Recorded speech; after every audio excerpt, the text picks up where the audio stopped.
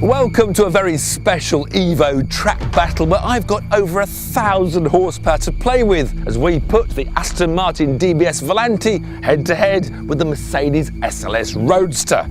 And I'm afraid we might have to put the roofs up because it looks like it's about to rain. So out in the rain in a 510 brake horsepower Aston Martin, full bore acceleration, flat shift on the throttle, good brake pressure. I like the brake pedal feel and I love the sound and I love a bit of a drift. Turns in amazingly well for this sort of conditions and then fires itself out. Oh, it's so slippy, but we got a nice drift on there. Right, let's try and keep it neat and tidy for a lap on the watch.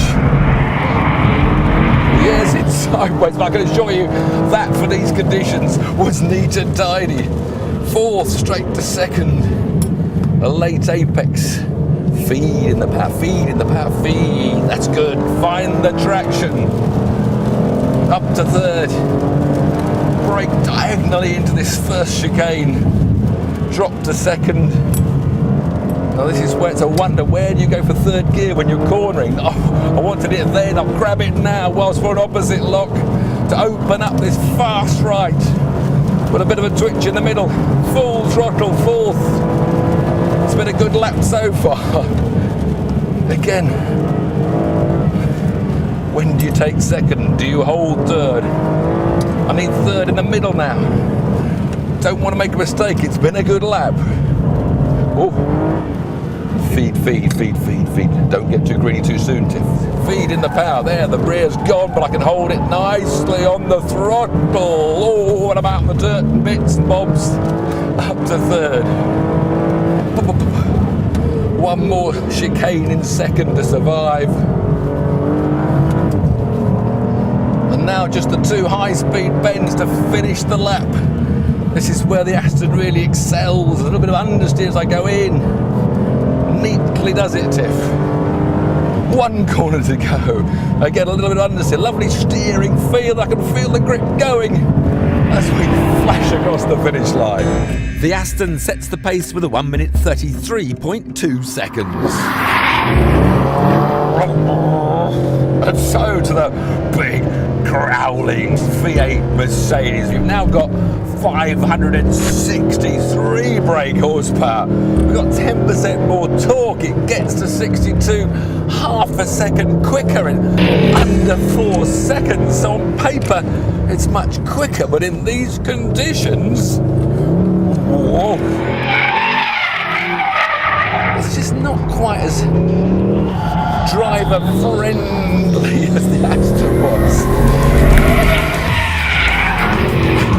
And it's got almost more power than I could really want at times.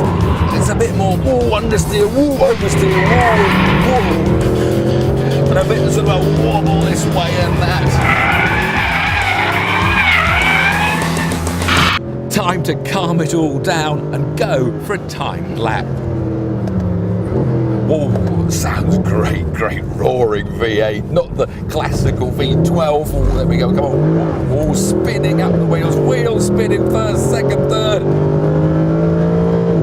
The gears are actually lower, so probably these chicanes in these conditions, I can do them in third gear. There's so much torque and grunt, that's going to help the Mercedes. But there it pushes wide on half throttle, then wants to brake back into oversteer as I add in more and more of that 563 brake horsepower.